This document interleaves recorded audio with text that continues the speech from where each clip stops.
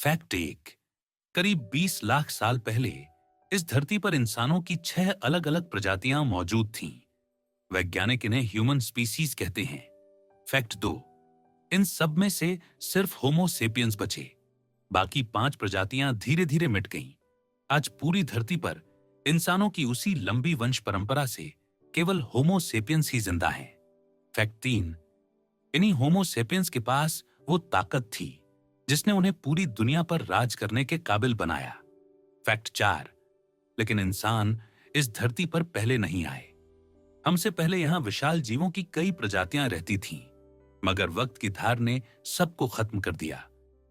दोस्तों, जब आप बुक ब्लिंक पर इस किताब की समरी सुनेंगे तो आपको ऐसे कई रहस्य पता चलेंगे जिन्हें आपने शायद कभी स्कूल की किताबों में भी नहीं पढ़ा होगा। लेखक युवाल नोआ हरारी ने इंसान और धरती पर जीवन का गहरा अध्ययन किया है, और यही वजह है कि सेपियंस हमें हमारी ताकत के साथ साथ हमारी जिम्मेदारी का एहसास भी कराता है। जरा एक तस्वीर सोचिए। एक मां अपने बच्चों का ख्याल रख रही है। बच्चे खेल रहे हैं, जवान अपनी ताकत दिखा रहे हैं, बुजुर्ग शांति से बैठकर सब देख रहे हैं। ये सब देखकर साफ समझ आता है कि इंसान हमेशा से सोशल प्राणी रहा है। उसे ग्रुप में रहना, साथ उठना बैठना और रिश्ते बनाना पसंद है। इंसान की खासियत उसकी भावनाएं हैं, दोस्ती और प्यार, इज्जत और जलन, गुस्सा और नफरत, और सबसे ज्यादा कंपटीशन। लेकिन सवाल है, क्या सिर्फ इंसान ही ऐसा है? नहीं, हाथी, बंदर और चिंपैंजी जैसे जानवर भी इसी तरह सामाजिक जीवन जीते हैं। तो फिर इंसान में क्या खास है? जवाब है हमारी सोच और कल्पना की शक्ति। वैज्ञानिकों ने जीवों को स्पीसीज और जीनस के आधार पर बांटा है। जैसे घोड़ा और गधा मिलकर म्यूल पैदा करते हैं, लेकिन वह आगे संतान नहीं दे सकता। बुलडॉग और स्पेनियल जैसे कुत्ते पिल्ले पैदा करते हैं और उनकी नस्ल आगे बढ़ती है। शेर, तेंदुआ, चीता और बाघ सब पैंथेरा जीनस के हैं, और इंसान, हम हैं होमो सेपियंस। होमो हमारा जीनस है और सेपियंस स्पीसीज, जिसका अर्थ है बुद्धिमान प्राणी। अब बात करते हैं उन अन्य मानव प्रजातियों की। होमो निएंडरथालस यानी निएंडरथल्स, होमो इरेक्टस यानी सीधा खड़ा चलने वाला इंसान, होमो फ्लोरेसियंसिस यानी फ्लोरेस द्वीप पर रहने वाले छोटे कद के इंसान, ये सब हमारी ही तरह ह्यूमन फैमिली का हिस्सा थे। मगर समय और परिस्थितियों ने इन्हें मिटा दिया, और आज पूरी धरती पर सिर्फ हम होमो सेपियंस बचे हैं। सोचिए, करीब 60 लाख साल पहले एक मादा ऐप ने 2 संतानों को जन्म दिया। एक ने चिंपैंजी की वंश परंपरा आगे बढ़ाई और दूसरी ने इंसानों की। यानी हम और चिंपैंजी असल में कजिन्स हैं। ये कहानी सिर्फ इंसानों की नहीं, बल्कि जीवित रहने की जंग की है। और इस जंग में असली हथियार था हमारी सोच, हमारी समझ और हमारी कल्पना। यही ताकत हमें बाकी प्रजातियों से अलग करती है, और यही ताकत हमें इस धरती का मालिक बनाती है। हजारों साल पहले होमो फ्लोरेसियंसिस की एक अजीब पीढ़ी पैदा हुई। ये लोग कद में बेहद छोटे थे, बस 1 मीटर तक ही बढ़ पाते थे, और उनका वजन लगभग 25 किलो होता था। दिखने में छोटे जरूर थे, लेकिन इनकी आबादी धीरे धीरे बढ़ती गई। यही लोग आगे चलकर शिकार के लिए पत्थरों से औजार बनाने लगे। इतना ही नहीं, ये छोटे से इंसान हाथी जैसे विशाल जीवों का भी शिकार करने में सक्षम थे। एक और इंसानों की स्पर्धा अफ्रीका से बाहर फैल रही थी। वहीं ईस्ट अफ्रीका के समूह भी तेजी से विकसित हो रहे थे। इन्हें होमो रोडोल्फेंसिस यानी मैन फ्रॉम लेक रोडोल्फ और होमो एर्गेस्टर यानी वर्किंग मैन कहा जाता था। धीरे धीरे विकास की यात्रा में हमारी अपनी स्पीशीज उभरी, होमो सेपियंस यानी बुद्धिमान इंसान। खास बात यह है कि ये सब प्रजातियां निएंडरथल्स, होमो सोलोएंसिस, होमो फ्लोरेसेंसिस, होमो इरेक्टस, होमो एर्गेस्टर और होमो सेपियंस धरती पर एक ही कालखंड में रहती थीं। ये काल लगभग 20 लाख साल पहले से लेकर 10,000 साल पहले तक फैला हुआ था। अब जरा सोचिए, जैसे जानवरों की कई प्रजातियां होती हैं, वैसे ही इंसानों की भी अलग अलग प्रजातियां क्यों ना हों। मगर असली सवाल यह है कि आखिरकार होमो सेपियंस ही क्यों बचे? इसका जवाब मिलता है लगभग 1,50,000 साल पहले। उस समय ईस्ट अफ्रीका में रहने वाले सेपियंस बाकी दुनिया से कटे हुए थे। ये लोग हंटर गैदरर थे, शिकार करते और उसी पर जीवन गुजारते। आगे चलकर इन्हीं ने आग की खोज की। आग ने उनका जीवन बदल दिया। अब वे भोजन पकाने लगे और खतरनाक जानवरों को डराने लगे। वैज्ञानिकों का मानना है कि उस युग के सेपियंस दिखने में लगभग हम जैसे ही थे।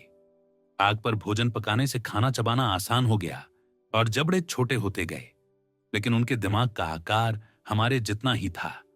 अगर आज उनकी लाश मिल जाए तो कोई पैथोलॉजिस्ट उसमें कुछ अजीब नहीं पाएगा। लगभग 70,000 साल पहले ईस्ट अफ्रीका से निकलकर सेपियंस ने अरब प्रायद्वीप पार किया और यूरोप ऑफ एशिया की ओर बढ़े। वहां पहुंचकर उन्हें पता चला कि निएंडरथल्स और दूसरी ह्यूमन प्रजातियां पहले से बसी हुई हैं। फिर क्या हुआ? वैज्ञानिकों के सामने दो थ्योरीज आईं। एक इंटरब्रीडिंग थ्योरी। इसके अनुसार अफ्रीका से बाहर निकले सेपियंस ने निएंडरथल्स और अन्य प्रजातियों के साथ संबंध बनाए और नई संतानों को जन्म दिया। दो रिप्लेसमेंट थ्योरी। इसके अनुसार सेपियंस ने निएंडरथल्स से संघर्ष किया और धीरे धीरे उन्हें पूरी तरह खत्म कर दिया। अगर रिप्लेसमेंट थ्योरी सच है तो यह मानव इतिहास का पहला जेनोसाइड माना जाएगा, लेकिन 2010 में आए जेनेटिक रिसर्च ने तस्वीर बदल दी। वैज्ञानिकों ने पाया कि आज के यूरोपियन और अरब लोगों के डीएनए में लगभग 4% निएंडरथल्स का डीएनए मौजूद है। इसका मतलब है कि सच्चाई शायद दोनों थ्योरीज के बीच कहीं छुपी है। यानी सेपियंस ने निएंडरथल्स से लड़ाई भी की और कहीं कहीं उनके साथ मिलकर नई पीढ़ी भी पैदा की। यही वजह है कि आज हमारा डीएनए भी उस पुराने संगम की कहानी सुनाता है। Do tree of knowledge, called book blink.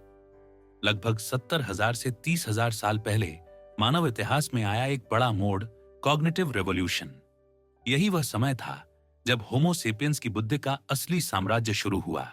उन्होंने जमीन ही नहीं बल्कि समुद्र पार कर ऑस्ट्रेलिया तक का सफर तय किया। नाव बनाई, धनुष बाण खोजा, रोशनी के साधन बनाए और कपड़े सिलने के लिए सुई भी तैयार की। यही वह दौर था जब कला का जन्म हुआ। जर्मनी में मिली स्टेडल लायनमैन मूर्ति हाथी के दांत से बनी, शेर का सिर और इंसान का शरीर सिर्फ आर्टवर्क नहीं थी। यह सबूत थी कि इंसान अब धर्म और विश्वासों की दुनिया में कदम रख रहा था। सेपियंस की अनोखी दिन, सेपियंस के पास एक अनोखी शक्ति थी। वे उन चीजों की कल्पना कर सकते थे जो असलियत में मौजूद ही नहीं थी। लेकिन ऐसा अचानक हुआ कैसे? वैज्ञानिक मानते हैं कि उनके मस्तिष्क में कहीं जेनेटिक म्यूटेशन हुआ। न्यूरॉन्स ने नया खेल शुरू किया और बुद्धि की क्षमता तेजी से बढ़ी। पर यह म्यूटेशन निएंडरथल्स में क्यों नहीं हुआ, यह अब भी रहस्य है। भाषा का जादू। इस क्रांति का सबसे बड़ा उपहार था भाषा। हां, अन्य प्रजातियां भी आवाज निकालती हैं। मुंगियां, मधुमक्खियां, बंदर भी खतरे का संकेत देते हैं। शेर आ रहा है, ऊपर बाज मंडरा रहा है। लेकिन सेपियंस की भाषा अलग थी, गहरी, जटिल और कल्पना को व्यक्त करने वाली। यही भाषा काल्पनिक कहानियां सुना सकती थी। मिथक, किंवदंतियां, देवता, आत्मा। सेपियंस ने पहली बार इस अदृश्य दुनिया को शब्द दिए। मिथकों की ताकत कबीले कहा करते। लायन स्पिरिट हमारी जनजाति की रक्षा करता है। यही उनका देव था। अब सोचिए, क्या आप किसी बंदर को मना सकते हैं कि मुझे एक केला दे, अगले जन्म में तुझे पुण्य मिलेगा? कभी नहीं। लेकिन इंसान काल्पनिक कहानियों पर विश्वास कर सकता है। यही उनकी असली ताकत थी। छोटे समूह से बड़े समाज तक चिंपैंजी का समूह अधिकतम 50 का होता है, लेकिन सेपियंस 150 लोगों के समूह में रह सकते थे। और फिर 150 से भी आगे हजारों, लाखों लोग एक साथ, सिर्फ इसलिए क्योंकि वे एक साझा मिथक पर भरोसा करते थे। धर्म, राष्ट्र और कंपनियां, इंसानी कल्पना। धर्म, राष्ट्र, कॉरपोरेशन, ये सब इंसान की कल्पनाएं हैं। आप इन्हें छू नहीं सकते, न देख सकते हैं, फिर भी अरबों लोग इन पर विश्वास करते हैं। कॉरपोरेशन शब्द लैटिन के कॉर्पस से आया है, जिसका मतलब है देह। लेकिन कंपनी सिर्फ ऑफिस या प्रोडक्ट नहीं है, वह है एक सामूहिक विश्वास। स्टीव जॉब्स आज नहीं है, लेकिन एप्पल अब भी जिंदा है। बिल गेट्स सीईओ नहीं है, लेकिन माइक्रोसॉफ्ट आज भी चल रहा है। असली सुपर पावर यही था, सेपियंस का असली सुपर पावर। यही क्षमता थी जिसने उन्हें पूरी धरती पर फैलाया, दूसरी प्रजातियों को पीछे छोड़ा और हमें आज यहां तक पहुंचाया। क्योंकि दोस्तों, एक बंदर को पेड़, नदी, बाघ समझ आता है, लेकिन स्वर्ग, धर्म, राष्ट्र, पैसा, ये सब उसकी कल्पना से बाहर है। और यही कल्पना शक्ति हमें इंसान बनाती है। द फ्लड, कॉग्निटिव रिवॉल्यूशन से पहले सेपियंस सिर्फ अफ्रीका, यूरोप और एशिया तक सीमित थे। उनके पास इतना सामर्थ्य नहीं था कि समुद्र पार कर सकें। इसी वजह से उस समय तक अमेरिका, ऑस्ट्रेलिया, मादागास्कर और न्यूजीलैंड पूरी तरह इंसानों से अछूते थे। वहां की प्रकृति, पेड़ पौधे और जानवर लाखों सालों तक बिना रुकावट फलते फूलते रहे। लेकिन जैसे ही सेपियंस ने नई सोच और बेहतर औजार बना लिए, सब कुछ बदल गया। उन्होंने नावें गढ़ी, समुद्र पार किया और पहुंचे वहां जहां पहले कभी कोई मनुष्य नहीं गया था। लगभग 45,000 साल पहले वे ऑस्ट्रेलिया पहुंचे। वो धरती अब तक इंसानी कदमों से बिल्कुल अनजान थी। वैज्ञानिक बताते हैं कि इंडोनेशिया में रहते रहते सेपियंस कुशल नाविक बन चुके थे। यही हुनर उन्हें ऑस्ट्रेलिया तक खींच लाया। शुरुआत में वह जगह उनके लिए बिल्कुल नई थी, लेकिन केवल 2000 सालों में उन्होंने पूरे महाद्वीप को बदल डाला और खुद को भोजन श्रृंखला के शीर्ष पर बैठा दिया। अजीब और अद्भुत जीव जब सेपियंस ने पहली बार वहां कदम रखा, उन्होंने ऐसे जीव देखे जिन्हें पहले कभी नहीं जाना था। विशाल कंगारू, लगभग 200 किलो वजन वाले, मार्सुपियल लायन, शेर की एक विचित्र प्रजाति जिसके पेट में कंगारू जैसी थैली होती थी, भारी भरकम कोआला जो पेड़ों पर रहते थे, उड़ानहीन बड़े बड़े पक्षी, और सबसे विशाल मार्सुपियल डिप्रोटोडन, 2.5 टन वजनी, जो एक विशाल वोम्बैट जैसा दिखता था। लेकिन सिर्फ 2000 सालों में ये सभी जीव हमेशा के लिए गायब हो गए। क्या कारण था? लंबे समय तक वैज्ञानिक मानते रहे कि यह सब जलवायु परिवर्तन की वजह से हुआ, मगर 3 ठोस बातें इस दावे को खारिज करती हैं। ऑस्ट्रेलिया पहले भी कई आइसे झेल चुका था। डिप्रोटोडन जैसे जीव उन सब में बच गए थे, तो इस बार क्यों नहीं? अगर जलवायु असली कारण होती तो समुद्री जीवन पर भी असर दिखता, लेकिन ऐसा कोई सबूत नहीं मिला। यह महाविनाश सिर्फ ऑस्ट्रेलिया में नहीं हुआ। जहां जहां इंसान पहुंचे, वहां वहां बड़े जीव धीरे धीरे मिट गए। पैटर्न हर जगह वही। उदाहरण के लिए न्यूजीलैंड में सिर्फ 800 साल पहले तक विशाल पक्षी और स्तनधारी मौजूद थे, लेकिन जैसे ही इंसान वहां बसे, वे विलुप्त हो गए। असल समस्या यह थी कि बड़े जानवरों की आबादी धीरे धीरे बढ़ती है, उनका गर्भकाल लंबा होता है, बच्चे कम पैदा होते हैं और हर जन्म के बीच लंबा अंतर होता है। इसीलिए जब अचानक सेपियंस उन पर शिकारी बनकर टूटे, तो उन्हें संभलने का मौका ही नहीं मिला। ऊपर से उन जीवों ने इंसानों जैसा शिकारी पहले कभी देखा ही नहीं था, इसीलिए वे बचाव करना जानते ही नहीं थे। वही कहानी नई धरती पर, यही त्रासदी बाद में अमेरिका के विशाल जीवों के साथ भी घटी। करीब 16,000 साल पहले इंसान वहां पहुंचे। बस फर्क इतना था कि इस बार उन्होंने नाव का इस्तेमाल नहीं किया। उस द्वार में समुद्र का जलस्तर नीचे था, इसीलिए वे सीधे पैदल ही वहां तक पहुंच गए। नॉर्थ टू अमेरिका, उत्तर पूर्वी साइबेरिया से लेकर उत्तर पश्चिम अलास्का तक कभी एक धरती का पुल, लैंड ब्रिज फैला हुआ था। लेकिन उस रास्ते पर इंसानों के सामने सबसे बड़ी चुनौती थी कड़कड़ाती ठंड, जहां तापमान अक्सर -50 डिग्री तक गिर जाता था। निएंडरथल कभी वहां जाने की हिम्मत नहीं जुटा पाए, लेकिन सेपियंस अलग थे, ज्यादा चतुर, ज्यादा रचनात्मक। उन्होंने स्नो शूज बनाए, गर्म कपड़े सीना शुरू किया और जानवरों की खाल ऊपर से ठंड का सामना किया। सुई के इस्तेमाल ने उन्हें सचमुच शिल्पकार बना दिया था। आर्कियोलॉजिस्ट्स को इसके ढेरों सबूत मिले हैं। साइबेरिया में रह रहे इंसान अब मैमथ शिकारी बन चुके थे। मैमथ उनके लिए सिर्फ मांस नहीं था, उसके दांत, उसकी खाल और उसका फर सब उनके लिए अनमोल खजाना था। यहां तक कि आज भी मैमथ के दांत बेहद कीमती माने जाते हैं। करीब 16,000 साल पहले इसी शिकार की चाह ने इंसानों को अलास्का तक पहुंचा दिया। हालांकि वहां फैले विशाल ग्लेशियर उन्हें आगे बढ़ने से रोकते रहे। फिर वक्त बदला, जलवायु गर्म हुई, बर्फ पिघली और इंसानों के लिए अमेरिका का दरवाजा खुल गया। धीरे धीरे उन्होंने अपनी बस्तियां पूर्वी अमेरिका के जंगलों, मिसिसिपी की दलदलों, सेंट्रल अमेरिका की हरियाली और मेक्सिको के रेगिस्तानों तक फैला दी। कुछ अमेजन के किनारे बस गए तो कुछ लोग एंडीज की घाटियों और अर्जेंटीना के मैदानों तक पहुंच गए। सोचिए, सिर्फ 2000 सालों में पूरे अमेरिकी महाद्वीप पर सेपियंस का कब्जा हो गया। अलास्का से लेकर कनाडा, अमेरिका और फिर लैटिन अमेरिका तक वे हर जगह फैल चुके थे। वहां उन्हें मिले हैरान कर देने वाले जीव, मेमथ और मस्टोडॉन्स, भालू जितने बड़े चूहे, अमेरिकन ऊंट और घोड़े, विशालकाय शेर और सबसे मशहूर शिकारी सेबर टूथ कैट। यहां तक कि उन्होंने ऐसे स्लॉथ भी देखे जिनकी लंबाई 6 मीटर और वजन 8 टन था। लेकिन इंसानों के आते ही ये जीव धीरे धीरे गायब होते चले गए। उत्तर अमेरिका की 47 में से 38 बड़ी प्रजातियां और दक्षिण अमेरिका की 60 में से 50 प्रजातियां हमेशा के लिए मिट गईं। सोचिए, ये जीव 30 मिलियन सालों से उस धरती पर जी रहे थे। खूब भोजन था, खूब जगह थी, आबादी भी बढ़ रही थी। लेकिन इंसानों के कदम पड़ते ही कुछ हजार सालों में सब खत्म हो गया। मेमथ की तरह ही पक्षियों की कई नस्लें, दुर्लभ कीट, रेप्टाइल्स और छोटे जानवर भी गायब हो गए। वैज्ञानिकों को मिले जीवाश्म बताते हैं कि इनका अंत 12,000 से 9,000 ईसा पूर्व के बीच हुआ।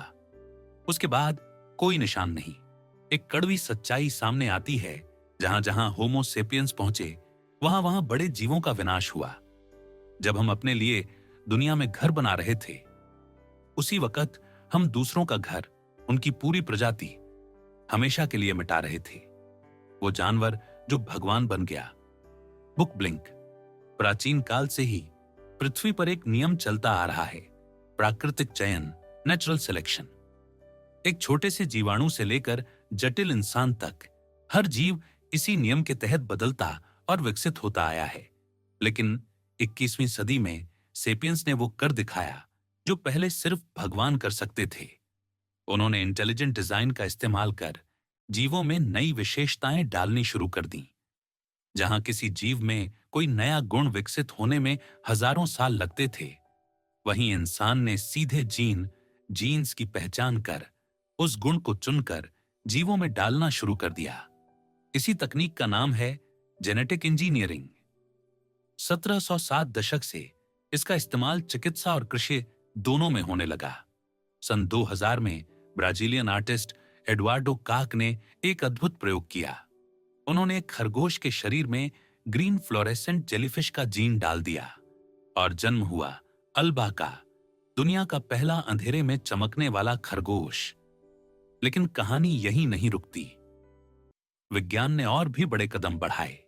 आज हम डीएनए मैपिंग के जरिए लुप्त हो चुकी प्रजातियों को वापस जीवित कर सकते हैं। सोचिए, एक हाथी के भ्रूण में मेमथ का डीएनए डाल दिया जाए।